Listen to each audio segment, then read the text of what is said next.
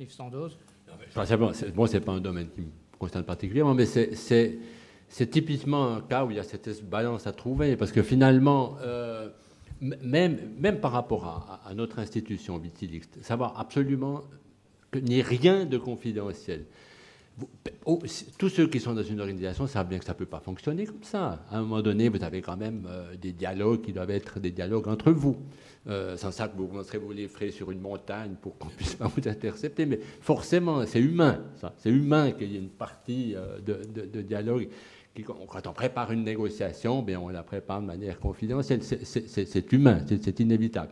Maintenant, c'est sûr que ce mouvement, c'est tout l'équilibre à trouver entre cette société civile qui trouve moyen de s'exprimer, et puis les États qui veulent quand même à peu près garder la maîtrise de leur État.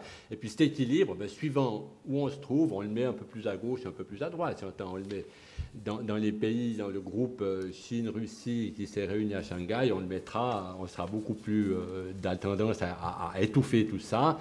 Puis dans d'autres côtés, on sera plus ouvert à l'arrière de ça. Mais d'un côté ou de l'autre, il y a quand même une certaine balance, un certain équilibre à trouver. Philippe Chabas, si on peut avoir un micro au premier rang.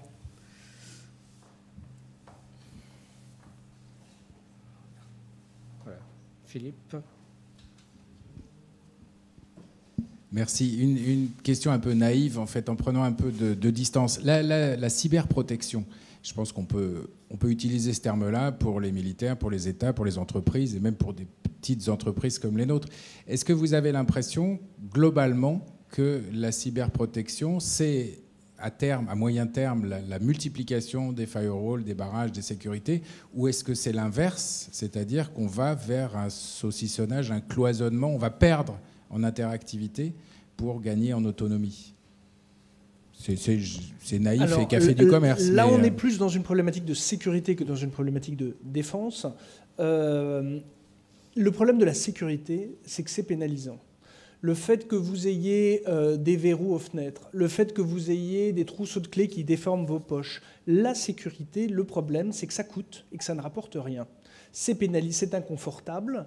Le fait qu'on vous demande de mettre des mots de passe, le fait qu'on vous dise, tiens, avant de mettre une clé USB, elle va être traitée par l'antivirus pour voir si elle est propre ou pas. Tiens, tu vas passer par ce qu'on appelle une station blanche. C'est-à-dire le fait qu'on va passer par une espèce d'ordinateur de décontamination pour chaque démarche. Le fait que, ah non, tu n'iras pas sur tel site internet. Non, tu ne pourras pas mettre éventuellement de clé USB dans tel ordinateur. C'est pénalisant. Il est évident qu'au nom de la circulation de l'information, à des fins commerciales, à des fins politiques, on vend un discours de fluidité et que celui ou celle qui va avoir en charge les questions de sécurité va avoir un côté rabat-joie.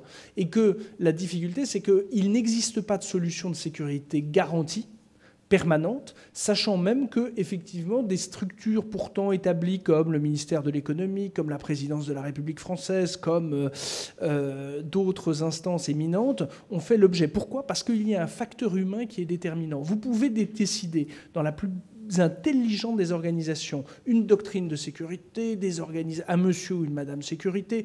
Si à un moment, on a décidé, comme c'est arrivé dans un ministère européen il n'y a pas très longtemps, on a dit on a interdit d'utiliser les clés USB. Il s'avère que quelqu'un, et moi j'ai l'intime conviction, pas par malice, mais par confort, par facilité, par paresse, vous appelez ça comme vous voulez, a effectivement mis une clé USB là où il n'aurait pas dû. Bon, il a mis en rade sur ce, un pan extrêmement conséquent de l'informatique d'un ministère de la Défense d'un pays qui nous est proche. Et moralité, il n'y avait pas forcément de malice, simplement, il y a eu un défaut, une faille humaine. La difficulté, c'est qu'à chaque fois que vous allez mettre des précautions de sécurité, vous allez ralentir votre action. Vous allez rajouter un coût supplémentaire. Et donc la seule difficulté, la seule question qui vaille, c'est vous, par exemple, en tant que chef d'entreprise, vous allez à un moment proportionner votre prise de risque. Vous allez dire, tiens, si j'ai mes secrets avec moi, quand je passe une frontière, est-ce que j'ai mon ordinateur avec moi? Est-ce que je le laisse après dans la chambre d'hôtel ou pas? Ça va être une vraie prise de responsabilité. Pour certains sujets, c'est comme les gens qui vous disent, moi, je mets certaines photos sur les réseaux sociaux parce que ça, je considère que c'est en pâture. Voilà, si c'est perdu, c'est pas grave. Donc à chaque fois, il va falloir avoir cette prise de conscience et cette interrogation de dire, est-ce que je suis prêt à sacrifier cela si je devais le perdre ou si ça devait devenir public? Je pense qu'il y a un arbitrage qui se fait surtout dans le monde économique entre la facilité, la fluidité des échanges des données et le fait qu'à un moment, il y a un peu de secret de fabrication qui, eux, méritent une protection intensive. Et donc, on va graduer, en fait, l'attention qu'on va leur consacrer et les moyens de sécurité qu'on va leur affecter. Alors ça, c'est une sorte de mythe sur lequel on est en train de discuter. Le mythe d'un Internet libre, libertaire, etc., versus un Internet... Ah, j'avais pas l'impression d'avoir parlé non d'un mythe libertaire. Non, mais c'est moi qui parle de ah, oui, ça. C'est moi qui dis ça. Parce que c'est un peu ce qu'on a tous à l'esprit. On se dit Internet, bon, transcende les frontières, transcende, etc. Mais vous êtes en train de nous dire... Ah oui, non, ça c'est un fantasme. Ah non, ça c'est une... Non, c'est une utopie. L'idée de croire qu'Internet est un espèce de village planétaire où on se tient tous par la main et on fait tous une ronde, c'est une utopie. La même manière, si on prend l'exemple des États-Unis, ont décidé à un moment qu'un site Internet, alors qui avait des activités illicites pour partie, qui s'appelait Mega Upload, a décidé, parce que de manière unilatérale, les États-Unis ont décidé que quand un site était en .com, c'était le territoire américain. Et donc le DHS, le Department for Homeland Security, le ministère, enfin, l'équivalent d'un ministère de l'Intérieur, et le FBI américain étaient compétents pour intervenir dessus. Là, on voit bien que même des clients français payant un abonnement à Mega Upload ont vu leurs données prises, paralysées, captées par la décision unilatérale, parce qu'on n'était absolument pas dans un univers effectivement harmonisé. On était là dans une décision univoque d'un pays qui a dit ça, c'est chez moi, et je décide de le faire.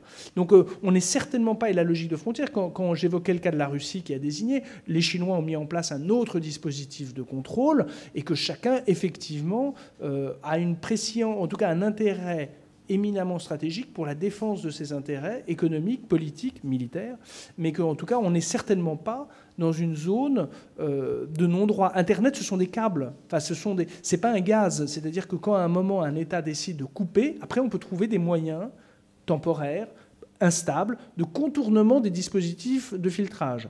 Mais par contre, on est quand même dans une infrastructure physique. Voilà, dans le cas, prenez l'exemple de la Corée du Nord, il a été décidé visiblement par les dirigeants nord-coréens de rester étanches à l'essentiel de cette technologie. Ils arrivent, par la contrainte physique, à conserver une étanchéité vis-à-vis du reste, parce que là, on est vraiment sur des contraintes extrêmement mécaniques, physiques. Mais en tout cas, Internet n'est pas un... On est dans un outil qui permet une fluidité, donc qui permet à des organisations criminelles de se déplacer, de transférer des données en quelques secondes d'un pays à un autre, mais ça reste des infrastructures physiques. Alors en même temps, évidemment, on voit bien un certain nombre de pays avec des régimes politiques autoritaires qui, effectivement, rêvent plutôt d'avoir un intranet géant plutôt qu'un Internet, et peu plus ou moins contrôlé. Mais dans nos démocraties occidentales, on constate plutôt aujourd'hui que les États répugnent à réguler, répugnent à mettre des barrières.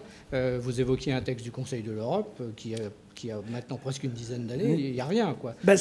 Oui, parce qu'il y a une sorte de paradoxe. Il n'y a pas le problème là-dedans, c'est qu'effectivement, il va falloir assumer, chacun essaye de conserver sa part de souveraineté. Et donc, chacun essaye de bricoler son dispositif. Et effectivement, si on prend l'aspect cybercriminalité, il y a aujourd'hui une prime aux méchants, incontestablement. Pourquoi ? Parce que transférer des données d'un point A à un point B, ça prend quelques minutes ou quelques secondes chez un prestataire technique, un hébergeur, et il est évident qu'un magistrat, dans le cadre d'une procédure judiciaire, lui ou elle sera contrainte par le respect des règles, et donc lui va se trouver confronté à ces frontières successives, et que quand il va avoir l'intuition que, tiens, a priori, l'auteur des faits se trouve dans tel pays, il va être dépendant de la coopération judiciaire internationale. Donc il passe par les chancelleries, les ministères de la Justice, qui doivent travailler avec les ministères des Affaires étrangères, qui redésignent un interlocuteur dans le pays de destination, et ainsi de suite jusqu'au magistrat, voire à l'enquêteur qui sera sur place.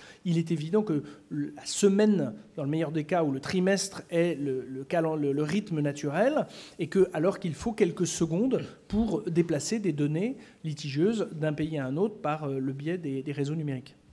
Alors, colonel Durin, au ministère de la Défense, comment on s'accommode de tout ça, des législations existantes, de celles éventuellement à créer, pour mieux encadrer, et pour répondre à la question de Philippe Chabas, donc à assurer une meilleure sécurité ? En tout cas, la réflexion qui me vient à l'esprit, c'est que la sécurité informatique, elle vise à se protéger des vulnérabilités qui sont inhérentes au monde cyber. Et on s'est rendu compte que ces vulnérabilités, elles étaient à la fois techniques, elles étaient à la fois procédurales. Or, technique, c'est une faille de sécurité type les zero day, ce type de choses. Elles peuvent être procédurales, par rapport à ce qu'on disait tout à l'heure, tous les systèmes mis en place par les officiers de sécurité ou les personnes responsables de la sécurité. Et puis surtout, les vulnérabilités, elles sont humaines. Et c'est là que finalement, c'est aussi un des autres paradoxes et un des autres mythes un petit peu, c'est qu'on peut couper, on peut contrôler tout ce qu'on veut. Il y a aussi un facteur humain, et ça je vous rejoins tout à fait, qui est essentiel. Et effectivement, pour ce facteur humain, il faut de la discipline, il faut de la contrainte, il faut de la formation. Et l'essentiel des attaques passe par ce maillon humain, ce maillon faible, qui est vraiment la vulnérabilité ultime. Donc c'est vraiment là-dessus qu'en tout cas on travaille en termes de sécurité des systèmes d'information en mettant l'accent sur cet aspect humain. C'est l'optique qu'on retient. Et effectivement, l'autre axe, c'est peut-être de se pencher un petit peu plus. C'est quelque chose qu'on retrouve d'ailleurs dans le rapport Bockel, du sénateur Bockel de cet été, qui dit que maintenant il faut peut-être aller plus loin que la simple sécurisation de nos systèmes informatiques. Il faut peut-être développer des capacités plus offensives. Et il le remarque lui-même, et ça reboucle sur ce que je disais tout à l'heure, il se pose la question de savoir comment on pourra développer ces capacités offensives cybernétiques tout en respectant le droit international. D'accord.